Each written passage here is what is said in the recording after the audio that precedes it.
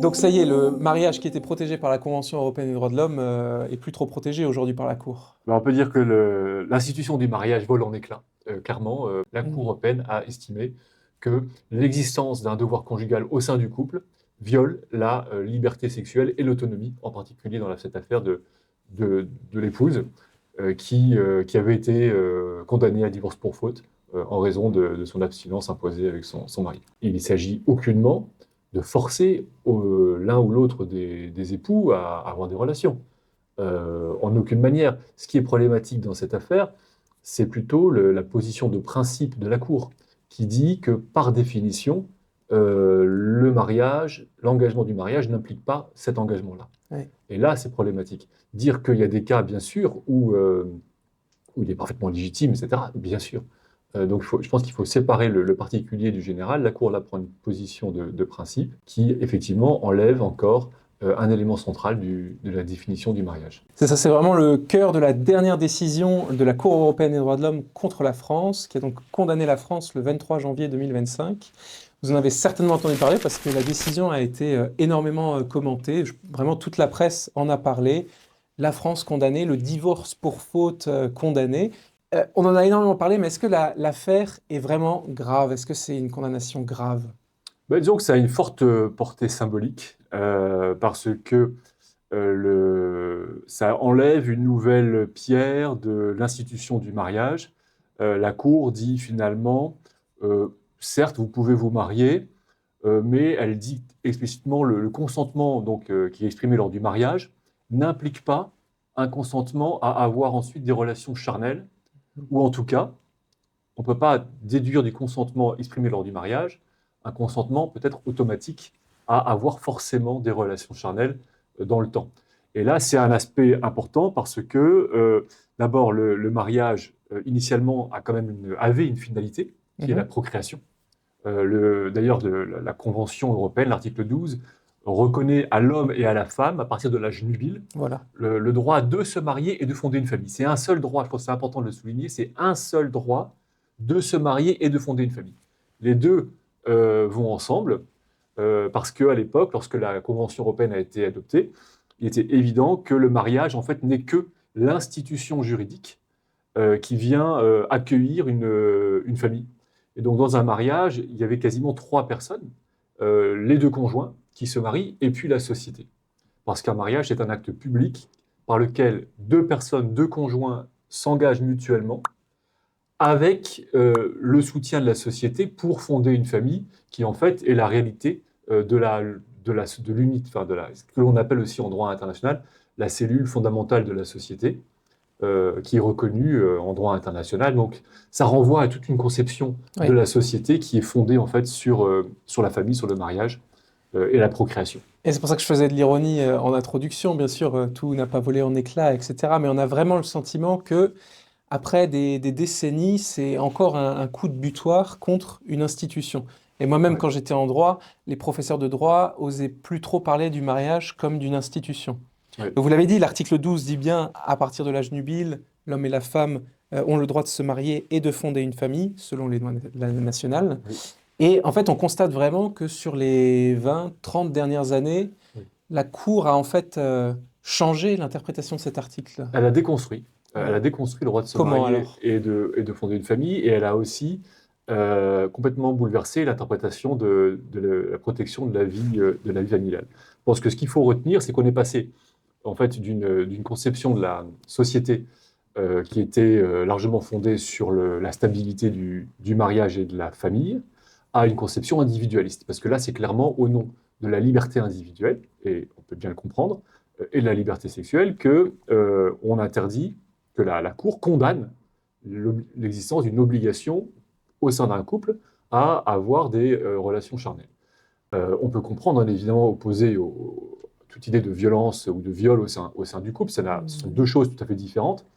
Mais normalement, quand on se marie, un homme et une femme, c'est quand même pour fonder une famille. Et en tout cas, c'est ça l'idée originale du droit de se marier et de fonder une famille. C'est ça l'idée de départ des Nations Unies, qui protège la famille en tant que cellule fondamentale de la société et en tant que lieu d'accueil des enfants. Et s'il y a des avantages fiscaux liés à la famille, c'est bien sûr parce que c'est la famille qui transmet la vie et l'éducation. Et finalement, c'est un bien, le bien particulier des parents, de la famille, contribue au bien commun de toute la société. C'est ça la logique, on va dire, organique de la société.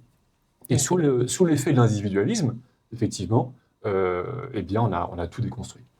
Et comment est-ce qu'il y a des grands arrêts comme ça qui manifestent cette volonté vraiment de la Cour de garantir les droits individuels contre l'aspect social et positif du mariage, puisque bon, là, c'est accueillir les enfants, donc c'est les éduquer, c'est des années d'engagement, vous voyez, on voit bien l'intérêt de la stabilité du mariage. Et puis, même un avocat nous en parlait aussi, c'est la protection sociale contre la pauvreté, qu'un homme et une femme qui se soutiennent mutuellement, qui s'entraident, qui accueillent des enfants, on imagine bien le foyer. Et alors, il faut distinguer peut-être deux aspects. Il y a le droit de se marier et de fonder une famille et la protection de la vie familiale et privée. Le fameux article 8 d'un côté, vie privée familiale, et l'article 12, droit de se marier et de fonder une famille. Sur le droit de se marier et de fonder une famille, le texte de la Convention européenne est très clair. Il dit l'homme et la femme ont le droit de se marier et de fonder une famille. Alors la Cour a été saisie d'abord de questions relatives par exemple au divorce. Et elle a dit non, on ne peut pas déduire du texte de la Convention un droit au divorce, parce qu'effectivement, les rédacteurs de la Convention, au départ, ne voulaient pas, c'était une décision, introduire un droit, une exception, une limite relative au divorce. Alors la Cour a abordé la question différemment, en disant il n'y a pas de droit au divorce, mais il y a un droit au remariage, ce qui est une façon évidemment de contourner.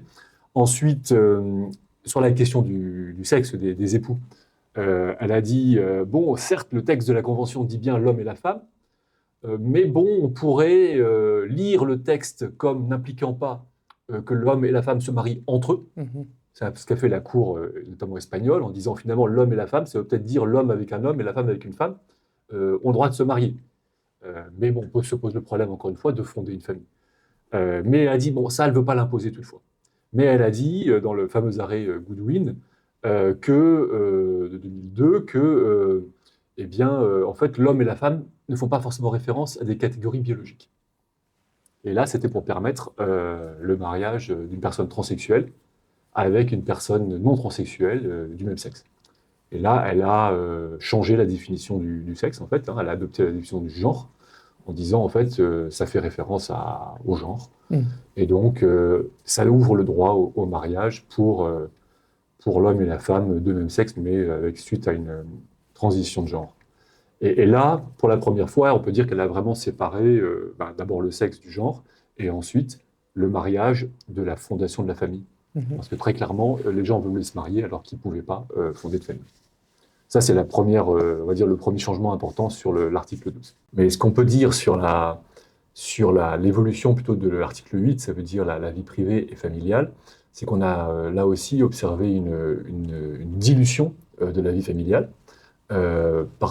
Pourquoi ? Parce qu'au départ, il faut bien se souvenir qu'il y avait d'un côté donc l'article 12 qui protège le mariage, et puis ensuite l'article 8 qui protège la vie privée et familiale. Initialement, quand la Convention a été rédigée, les rédacteurs de la Convention voulaient faire un seul article. Ils voulaient faire un seul article qui protège les libertés familiales. Et dans cet article sur les libertés familiales, il y avait d'abord le droit de se marier et de fonder une famille, ensuite la protection de la vie privée familiale, ça veut dire la protection du domicile, en fait, principalement de la correspondance, et cette protection est visée à protéger la famille contre l'État. À l'époque, en 48, 50, on était encore très proche, on était en plein dans enfin pas très proche, on vivait le régime soviétique, très proche du régime nazi, et donc on connaissait le problème du totalitarisme, et on disait il faut protéger la famille contre l'État, parce que l'État, il est potentiellement totalitaire. Et donc on concevait à l'époque la famille comme la cellule fondamentale de la société, une cellule naturelle, qui préexiste à l'État, et qui est comme le bastion de la liberté, le bastion des libertés, de la transmission de la vie, de la culture, du patrimoine. Et donc, il faut protéger la famille et la vie privée de l'État. Et parmi aussi les droits des parents, il y avait le droit d'éduquer ses enfants conformément à ses valeurs, à sa religion, à sa philosophie. Et donc, tout ça, en fait, au départ, ne formait qu'un seul article, une seule disposition, les libertés familiales. Et bon, ça a été déconstruit dès la rédaction pour des raisons diverses. Mais on se retrouve quand même avec un article 8 qui protège la vie privée et familiale Mhm. et qui vise donc à protéger le domicile, la correspondance et la famille, au départ contre l'État. Et lorsque cette disposition a été adoptée, eh bien voilà, c'était cette idée de défendre principalement la liberté face à l'autoritarisme toujours menaçant de l'État. Et puis, donc initialement, cet article, la vie privée en tout cas et la vie familiale, étaient vus ensemble. On a progressivement distingué l'un et l'autre. Et s'agissant de la protection de la vie familiale, eh bien au départ, elle ne protégeait que l'existence d'une famille. Il fallait qu'il y ait une famille pour que la vie familiale soit protégée. Et une famille, ça impliquait soit le mariage, soit à minima l'existence d'enfants. Mhm. Et ce qu'on a vu, c'est que progressivement, et ça surtout depuis le début des années 2000, et encore plus depuis les années 2010, eh bien, cette notion de vie familiale a été vraiment déconstruite.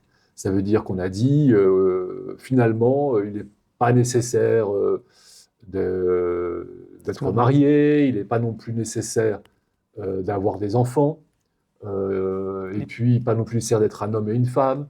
Et pas de vivre ensemble. Et ensuite, Valerianatos, il n'est même pas nécessaire de vivre ensemble. Donc à la fin, on s'est retrouvé avec une situation où finalement, deux personnes pas mariées, qui ne vivent pas ensemble, qui ne peuvent pas avoir d'enfants ensemble parce qu'ils sont du même sexe, constituent une vie familiale. Au regard de la Cour européenne, simplement parce qu'en fait, ils le veulent, parce qu'ils ont des sentiments. Mais alors que normalement, les sentiments, en droit, ça relève de la vie privée. On ne traite pas les sentiments entre deux personnes dans la vie familiale, mais dans la vie privée. Et la vie privée, on ne regarde pas. Mais là, non, on dit non, il y a des sentiments, il y a une relation plus ou moins stable, mais on ne sait pas très bien quelle est la durée. Ils ne vivent pas ensemble, ils ne peuvent pas avoir d'enfants, ils ne sont pas mariés, mais quand même, ils ont droit à une forme de reconnaissance. Et ça, c'est l'arrêt Valianatos de 2013. Donc on voit bien que finalement, on est vraiment dans le subjectivisme complet, alors qu'en même temps, vous avez un frère et une sœur qui ont 4 enfants, donc relation incestueuse. Et là, ils viennent se plaindre à la cour, ils disent, mais attendez, nous sommes une famille, on a 4 enfants, mais on n'est pas reconnu comme une famille en droit allemand. Et là, la cour dit non, vous n'êtes pas une famille parce que vous êtes incestueux. Alors, et nouveau quelque chose d'objectif. Alors c'est complètement, voilà, c'est complètement subjectif. Ouais. Dans un autre cas, on a 2 sœurs qui vivent ensemble depuis des années, 2 vieilles filles, on peut dire, qui s'entraident mutuellement, qui partagent, qui vivent dans la maison de leur famille, et qui un jour voulaient conclure un contrat d'union civile pour pouvoir hériter l'une de l'autre, parce qu'elles prenaient de l'âge, elles s'étaient toujours entraidées, et elles se sont dit, bah, le jour où la première meurt, la deuxième, ce serait bien qu'elle puisse hériter de la maison, enfin des parts de sa sœur, et continuer à vivre dans la maison de ses parents. Et donc elles ont fait un procès pour demander à pouvoir conclure un contrat d'union civile en Angleterre. Et la Cour a dit non. La Cour européenne a dit non, non, en fait c'est normal, vous ne menez pas une vie familiale. Je veux dire, elles sont sœurs, elles vivent ensemble depuis 50 ans, et non. Alors que là, effectivement, il y a une vie familiale. Alors voilà, alors sans expliquer pourquoi. La Cour ne explique pas pourquoi, elle dit non, non, vous non. Par contre, voilà, les autres, oui. Et encore cela, non. Donc on voit qu'en fait, il n'y a plus de définition à la famille. On ne sait plus ce que c'est que la famille parce que pas de mariage nécessaire, pas d'engagement vraiment dans la durée nécessaire, pas d'enfants nécessaires, pas même de possibilité d'enfants nécessaires. Enfin, on ne sait plus du tout ce en quoi consiste la famille. Et finalement, c'est devenu du pur subjectivisme. Et voilà. Et donc cette décision-là sur le devoir conjugal dans le mariage, je veux dire, ça rejoint cette tendance de déconstruction de la famille et du mariage sur une base purement individuelle et subjective. La Cour reproche aussi à ce divorce pour faute d'être anachronique, un petit peu daté, ça reflète plus les évolutions sociales aujourd'hui qui font que bon, les gens divorcent beaucoup, il y a beaucoup d'infidélité aussi entre gens mariés. Mais est-ce que c'est juridiquement le rôle de la Cour, comme ça, de condamner une jurisprudence ou une loi nationale pour s'adapter en quelque sorte aux évolutions sociales qui ont quand même une certaine réalité, bien sûr. Ça, c'est l'idée que la Cour se fait de son rôle, effectivement, que de devoir pousser les États à progresser, chasser, débusquer les archaïsmes, les anachronismes, ce qu'elle estime être complètement dépassé. Et là, en l'occurrence, elle a pensé avoir trouvé une disposition dépassée et elle s'est fait un devoir de la censurer. Elle avait jugé de la même manière dans l'affaire Valianatos contre Grèce en 2013, où elle avait dit, sur la question des unions de même sexe, elle avait dit les États devaient, il y avait plusieurs façons de concevoir la vie familiale et que les États devaient forcément légiférer en tenant compte des évolutions telles que finalement la Cour à la fin les voit. Donc c'est vraiment dans sa vision progressiste des droits de l'homme qu'elle estime avoir ce rôle de faire un peu le nettoyage des anciennes législations dépassées, en particulier lorsqu'il s'agit de sexisme ou d'inégalité ou de différence de traitement entre les hommes et les femmes, et puis montrer une voie de progrès pour les États. Et donc là, elle croit vraiment être dans son rôle en faisant ça, alors que bien sûr, ce n'est pas la mission qui lui a été confiée initialement. Alors là, la Cour dit clairement, donc c'est le paragraphe 89 que je cite, l'existence même d'une telle obligation matrimoniale est à la fois contraire à la liberté sexuelle et au droit de disposer de son corps et à l'obligation positive de prévention qui pèse sur les États contractants en matière de lutte contre les violences domestiques et sexuelles. Donc finalement, l'obligation, enfin le dû conjugal est contraire au mariage. Contraire à la liberté individuelle.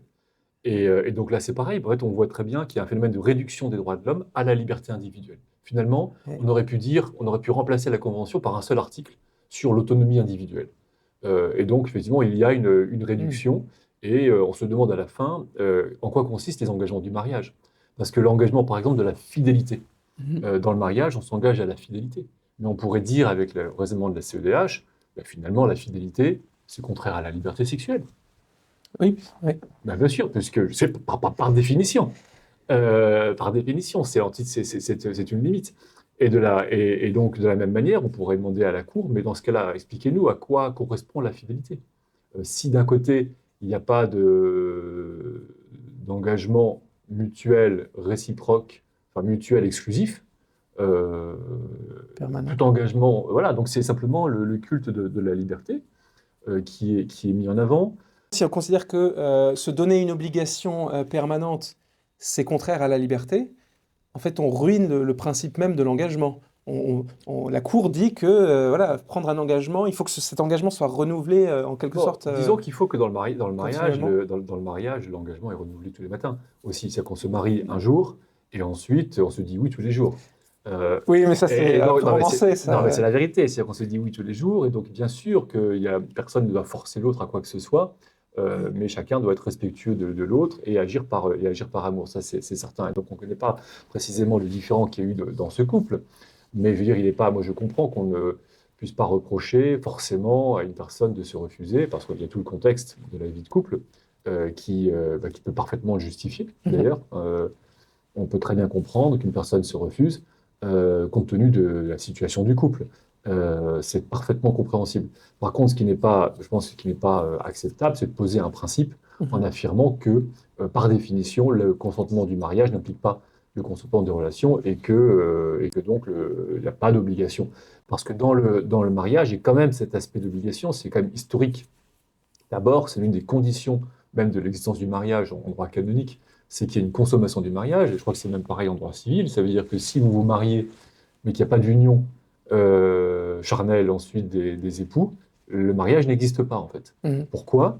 Parce que l'une des finalités du mariage, c'est la procréation, et c'est aussi de fixer les époux l'un avec l'autre. C'est précisément pour éviter, c'est pour faciliter aussi la vie sociale, c'est pour assurer une relation exclusive, c'est pour éviter que les gens soient infidèles, et donc que l'infidélité provoque le bazar dans la société. Et donc cette idée d'obligation de devoir conjugal, elle est intimement liée à la finalité du mariage, qui est la procréation, à son corollaire aussi, qui est la fidélité. Et alors, petite série de questions pour l'avenir. Comment vous voyez, est-ce que la France déjà va faire appel de cette décision, d'après vous? Est-ce que vous pensez que le divorce pour faute en France va être abrogé ou modifié? Et est-ce que vous pensez même que dans peut-être un futur un peu plus loin, finalement, on arrive à un tel degré d'absurdité, de tel néant sur la famille qui est tellement dissous, que va y avoir une réaction en sens inverse? Comment vous... Oui, est-ce que la France... Non, je ne pense pas que la France fasse appel. C'était une décision unanime des juges. Oui. Ensuite, je pense que c'est quand même une décision qui a été largement accueillie assez favorablement quand même en tout cas, la doctrine qui s'est exprimée, les articles qu'on a pu lire.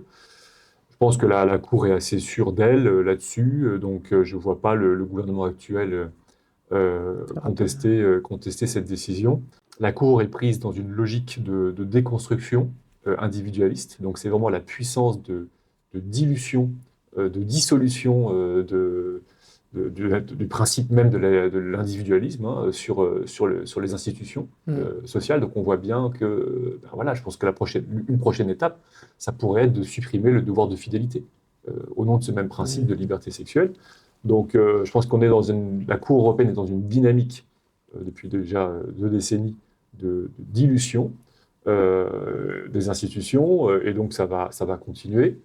Mais finalement, on risque peut-être de se retrouver avec à terme quand même une différence croissante entre la société et le discours de la CEDH, qui est prise, elle, dans sa propre logique, cohérente, mais une logique un peu folle, qui part dans sa direction, et puis la société qui, elle, évolue différemment, notamment du fait des changements démographiques, de l'immigration, des réactions. Enfin, on voit bien la société part dans un sens plus conservateur, alors que la Cour part dans sa direction, elle.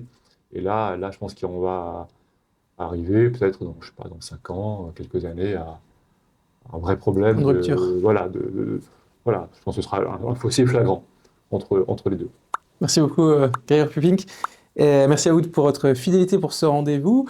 Et puis, abonnez-vous, partagez cette vidéo. Merci beaucoup et à très bientôt.